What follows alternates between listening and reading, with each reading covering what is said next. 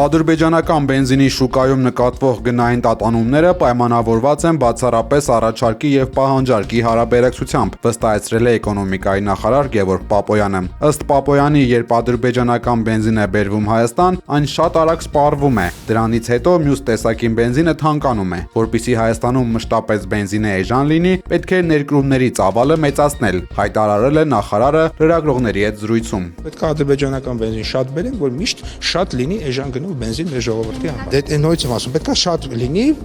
որովհետև չկա քանակը, հա? Այսինքն ինչքան շատ բերեն, այնքան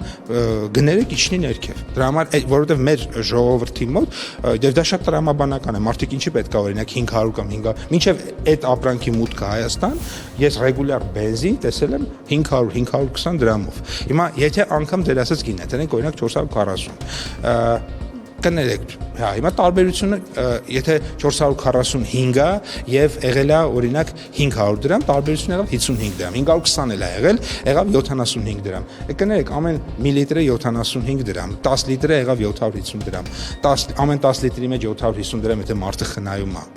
Կամ ավելի շատ, որովհետև շատ երբ որ մեծ քանակով է գալիս, այդ օրերին էլ ավելի է էժանում։ Այդ մարդու գրպանը այդ փողը կծակի,